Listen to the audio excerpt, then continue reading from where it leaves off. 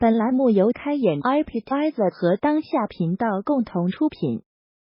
偏好设置，系统默认，但近期使用的自动导出打开项目时，导出一我是一直从小就对科技会比较感兴趣嘛，看到这些就会一直在想，说这些东西能不能给人类的生活去有一些提升。这些智能家居呢，帮我做了一个过渡，让我在现在完全失明之后还能非常方便的生活。小爱同学，我在。打开次卧的空调。没问题。这是粽子，是我们的一位视障朋友，科技产品是他平时的爱好。那我通常呢会使用一个 MacBook Pro 机械键盘、智能音箱，这边是家里的一个网络中心。现在的话，我的智能家居会越来越多，常在线的设备可能是20个以上。那像之前的路由器的话，可能真的就会比较慢。那这样子的话，我现在把它分开来，整个一个3层的交换机做交换。当然这边还比较乱，因为没有好好理线。每天你身边都围绕着各种电子产品，各种硬件软件被发明出来，都是为了帮助我们更好的生活。首先，设计它本质它是解决产品和用户以及环境之间的一个关系。我们和电子产品之间的交互，其实就是发出指令和接收信息。接收信息以触觉、视觉、听觉为主，发出指令以触摸和语音的方式。那我通常呢会使用一个 MacBook Pro， 通过 VoiceOver 你就能听到它的声音，但我可以把它调慢一些，语速50%，这个时候你就能听懂了，对不对？简体双拼，地址栏，打开位置，当下，当前的当，上下的下，视频的频，知道的道。我就可以像正常人一样去操作到我们的电脑。那在工业设计里面，其实有一个非常重要的概念叫通用设计，或者是包容性设计。也就是讲，我们在设计的过程当中需要包容到所有的用户。在包容性设计里，设计者会考虑到用户某个感官受阻的情况，确保用户仍然可以通过其他感官来正常的使用产品。咱们来看一下这个洗衣机，这边的话有1、2、3、4、5、6、7、8、9个钮，然后我并不知道这些钮是干什么用的。之前找父母看过，这边其实都是一个个状态指示灯，你永远都不知道这个指示灯选在哪里，而且钮巨多。钮巨是什么？对吧？钮巨多。哦。绝大多数的人只要靠2种感官组合就可以去使用电子产品。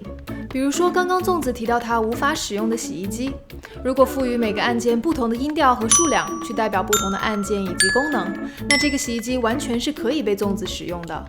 我先来试一下咱们的国内网站。综艺会员尊享，你会发现标题级别2，它的每一个具体内容的链接是没有被加标题信息的，它只是加了这几个大的分类。资讯、动漫、经济。其实找一个东西是非常麻烦，东西非常的多。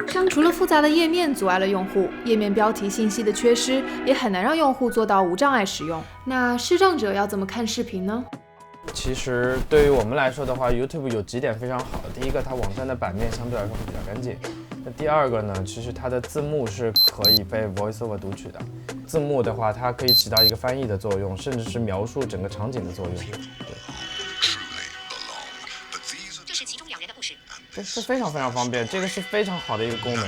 一些国外的视频网站支持单独上传字幕文件，这样独立的字幕可以被 VoiceOver 识别并朗读出来。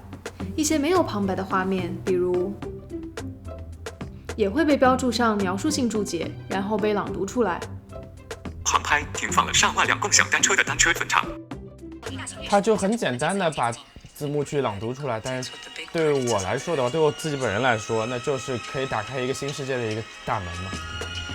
据统计，仅中国就有近2000万视障用户、2000万听障用户和7000万读写障碍用户。一些产品由于设计时的忽略，在个别感官受阻的情况下，无法正确与用户产生交互，很大程度地限制了这些产品被更广泛运用的可能性。很多人觉得设计师要做的事情，无非就是把一个物品设计得更漂亮一点。那我觉得这个可能是一个最初级的层面。第二点呢，是使用者的层面，我们必须考虑这个用户他用起来很方便、很易用。那这个当中就会涉及到包容性设计。那像没有这些软件之前的话，那像我如果打出租车的话，会被拒载，甚至说它根本不停，对吧？那现在的话，打车对我们来说可能会更加公平一些，那就很容易就能打到车。你看这个我能听到师傅发消息过来了，我只要接听一下就好了。Hello， 你好。对，定位是准的。滴滴还是在无障碍方面做的还算比较好，像我们现在能看到的这些按钮，明显就是它已经做了适配，因为它上面说了取消订单按钮，它能告诉你这个按钮是做什么用的。这些按钮在视觉上是一张张图片，背后其实是一个个标签信息。